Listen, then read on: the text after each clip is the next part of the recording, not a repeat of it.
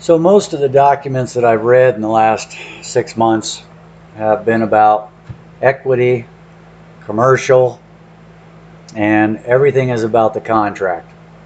So I pulled this off a website, out of an email, something. So let's go over the parts of a contract. So number one, parties to a contract have to be competent to contract, first of all. The parties to a contract should be competent, being of the age of consent, of sound mind, not disqualified from contracting by any law to which he or she is subject. A flaw in capacity may be due to minority, lunacy, idiocy, drunkenness, or dissimilarity of kind. The parties should be of the same kind, being either legal fiction actors, or they can be living men and women, allowing more than two parties, but never a mixture of these kinds and their respective jurisdictions. So what that's telling you right there, man, is your legal fiction, your all caps name, and a real man and woman, that's public, that's private, man. You can't mix public and private, okay? You can't do it.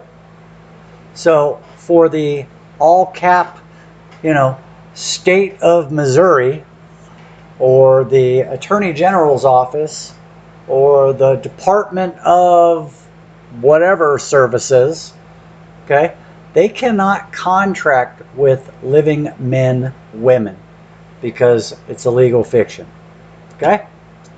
So that's public, that's private. You can't mix the two. Now, if a private man or a woman goes out into the public and goes to the Department of whatever to get welfare, food stamps, free housing, just like all these people that are coming across the border, free everything for everybody. So don't even get me started with that. So yeah, if you're going down to the welfare station, if you're going down to the HOA, Housing Authority, if you're down on your luck and you need a benefit or a privilege or something from the state, they're open 8 to 5 Monday through Friday, and they're looking for you, that all cap name and a social security number, and boy, they'll help you out.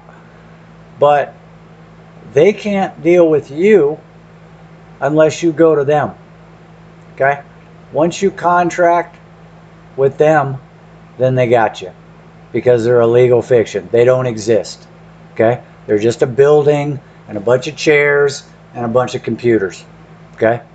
You are one of these people that live in the private, and if you want some kid to do your lawn, then you go over and say, hey, Billy, I'll give you $20 to mow my lawn. And now you're in contract. And he has consideration, and he gets consent from his mom and dad. There's full disclosure, right? He gets to consider the contract, the terms of the contract, right? And he can say, you know what, I'll do it, but I want 25, right? So those are the parts of a contract, okay? So let's go through them again. So number one, what is that? Legal fiction, living men and women, they can't mix, okay? You got to be of sound mind. You got to be competent to contract, okay? And number two here is free and genuine consent, okay? Consent. The consent of the parties to the agreement must be free and genuine. The consent of the parties should not be obtained by misrepresentation, fraud, influence, undue influence, coercion, or mistake. If the consent is obtained by any way by these means, then the contract is not valid or legally or lawfully enforceable. Gee, does that sound familiar? Number three, full disclosure. When negotiating a contract, full disclosure is the step of providing all material information or telling the whole truth. I swear to tell the truth, the whole truth, nothing but the truth, so help me God. Wow, I wonder where that came from. About any matter which may influence the decision making of the other party or parties before they decide to enter into the contract. If either party fails to make full disclosure, the contract is null and void. Number 4, valuable consideration. Okay, that means you get to consider, right? They get to send you something in the mail. You get to consider it, their offer, and then you have the authority and you have the right to say, you know what? No, that's okay. Thank you. You know, I was watching this courtroom drama the other day, and I keep telling you guys, man, you're not the defendant. Let me tell you real quick what I wrote down the other day from a conditional acceptance letter I was reading under a basic 3-step administrative process. This says, when you go into that courtroom and, all rise, and that administrator, that agent, that clerk comes out in the black robe, looks like he's somebody out of that movie, Eyes Wide Shut, sits down, and the first thing they do is ask you your name. Oh my God. I was like, don't do it, don't do it. And he says, are you so-and-so? And he says, yes. And he was like, he was right here, man. He was right here. And he said, are you so-and-so? And he said, yep. And he went, whoop, and he went right over there. And then at the end, he said, will the defendant please rise? And I was like, don't do it. And he stood up, and the guy booked him, man, and they cuffed him and took him away. And he couldn't understand, man. This guy had like 300 pages of stuff that he filed, and he just could not understand what happened. Anyway, sorry, I got sidetracked there. Number 4, valuable consideration. The consideration is something of value possessed by the parties that is brought to the contract table. Does child support bring anything to the table? This something of value is bargained for and given in exchange for a promise or a performance. The parties must each receive a benefit and each suffer a detriment. To be enforceable, a contract must have valuable consideration. Contract is unenforceable if it has insufficient or unequal consideration without agreement. Child support. Yeah, that. Hello. Number 5, certainty of terms. The terms and the conditions of the contract must be fully disclosed and agreed upon, and must be certain and fixed. Any subsequent variation of terms must be agreed upon. Does that sound like child support? Number 6, meeting of the minds.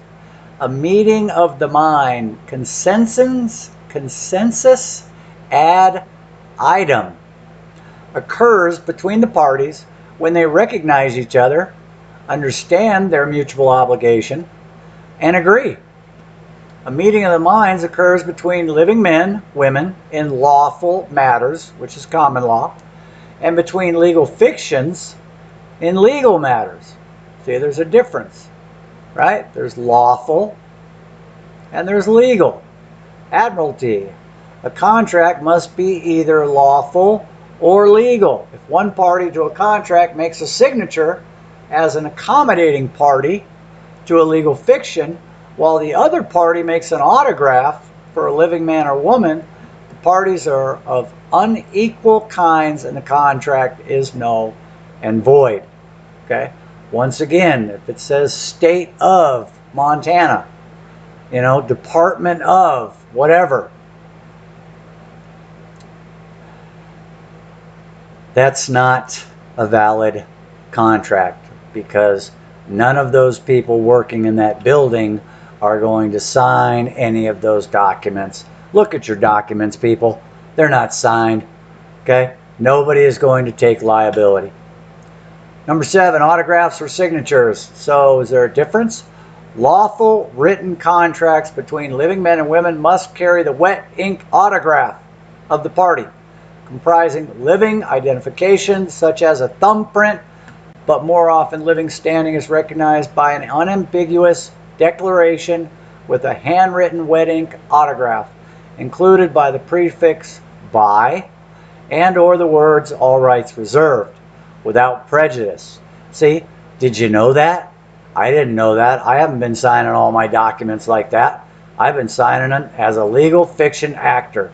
Legal written contracts between legal fictions must carry weight in signatures. That's why it says a signature line. Okay? It's not an autograph.